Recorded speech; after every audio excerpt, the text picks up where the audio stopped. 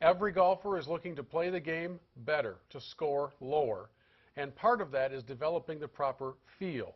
There's a man who has put science to all of this, Dr. Lanny Johnson, with the technology of feel. What is that? Well, that's pretty interesting because you wouldn't think technology should apply to feel.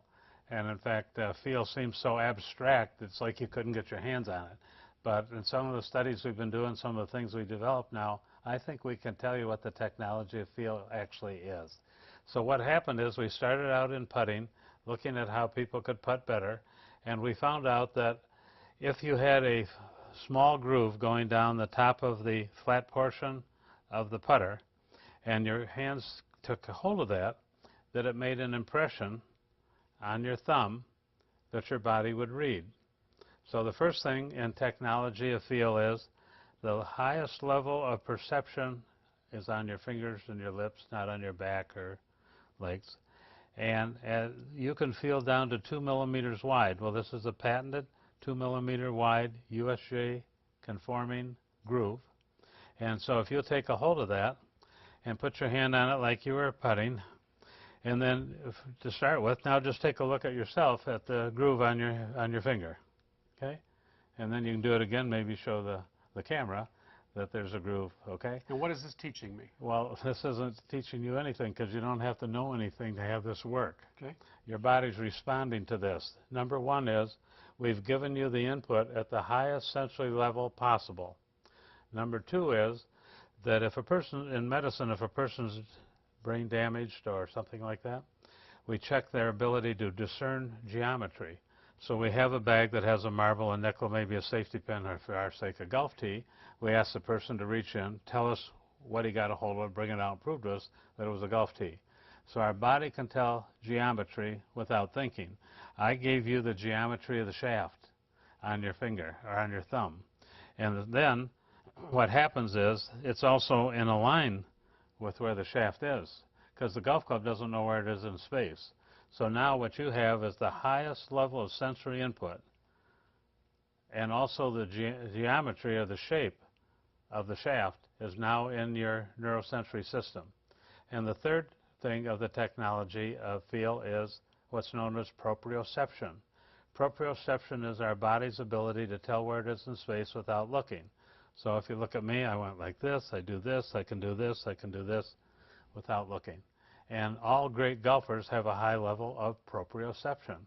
But what happens if, in this situation, if you just have a smooth grip, you've got no impression into your computer to tell you where the club is, because we don't know if the club's here, where it is. Because it's all smooth.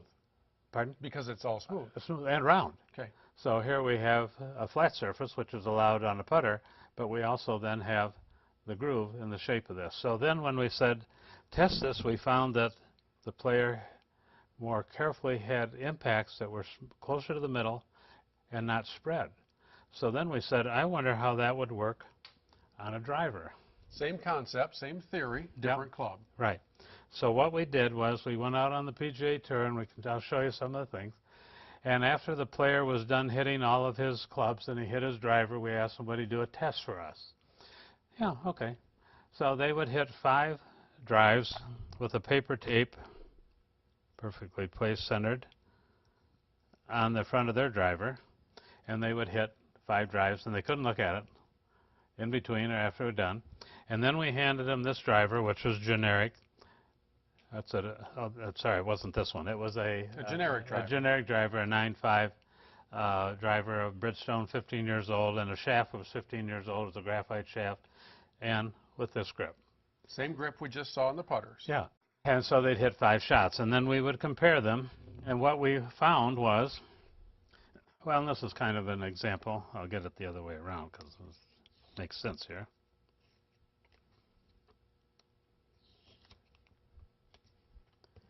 We found that most of the players had a dispersion amongst where they were hitting in the face. Now remember, these are pros. This is with their driver.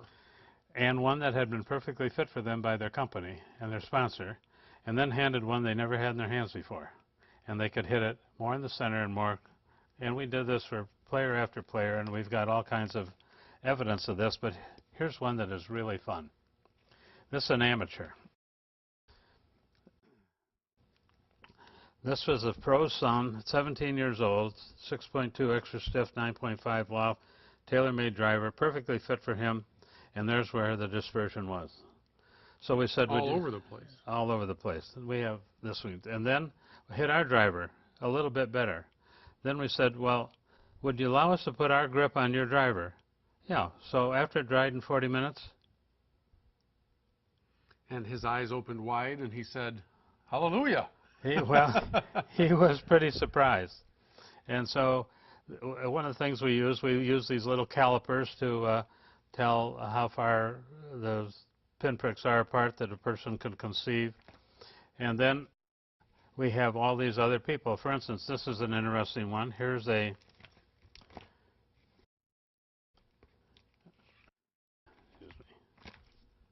that's Phoenix. This is Torrey Pines. Here's a 3-time major champion winner hitting out on the toe and didn't know it. Hanamar driver hits it dead center. Okay? Here's another fun one. This person, major winner, won the PGA major tournament. Here's where he hit it with his driver. Hanamar hits it dead center. He said, "Can you write Callaway on the bottom of that driver? I'll play it." Oh, your test driver. Yeah, the test driver. Okay? Then we went to Riviera. We did a bunch of pros. And this was particularly good because this one showed a player who hit it dead center. But what we also did in our test is we have all the data on how they played the next 4 days. So our hypothesis was that if he hit it dead center, he'll hit longer and straighter. Here's the guy who does it, international player. What was he? Accuracy, 5, distance 4 on the tour with a dead center hit. So when we had players like that, that helped us. Here's a 3-time winner on the major winner. He hit his kind of around this way. He didn't do a lot better with ours. He did center it a little more. Then we asked him, would you take your glove off? Because all these people were tested with a glove. They don't sink in as much. They take the glove off, he hits it way better. So then Howard Twitty said, well, would you play without a glove? He said, gee, I can't. Titleist, pays me to play with this glove. So Howard said, well, if you won 3 more majors, would you play without a glove? He said, I'd tattoo the back of my hand with Titleist if I won. Or cut the fingertips out. Yeah, right. Because the technology of feel is that important. Now, how does that take us from driver to the iron play? Well, what's interesting is that I had fun with that because I have access to these guys. They're polite to me. So I've taken the guy that hits it the straightest on the tour, okay? And I asked him would he hit his own wedge out here 120 yards. He does.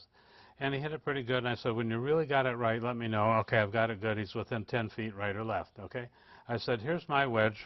That will happen to be, in that case, the one I had with me was regular shaft, not stiff, and a graphite shaft, and my grip.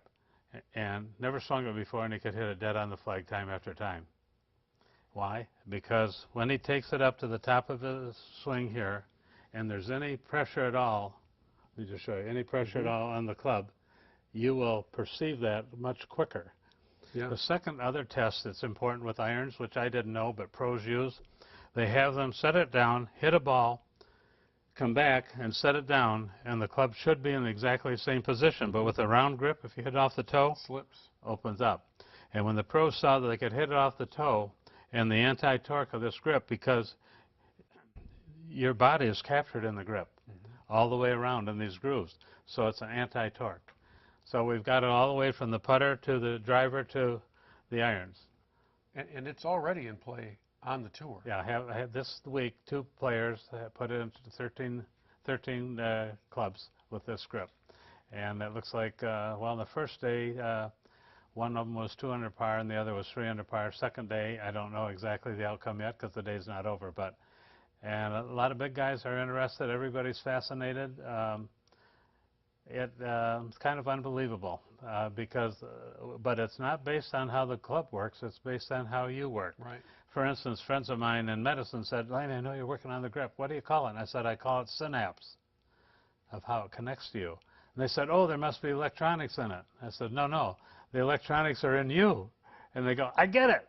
And so it's kind of a fun thing to tell people. Well, I think it's important for us to point out as we wrap up that you have mentioned a number of occasions, generically a tour pro, because you don't pay them. No. So we're not going to use their name. No. They're just using it in hopes of well, they play the game for a living, so in hopes of making a better living. Yeah. I think it's amazing when you're able to work with those guys who play the game full-time for their career, and you give them an idea, but not a check.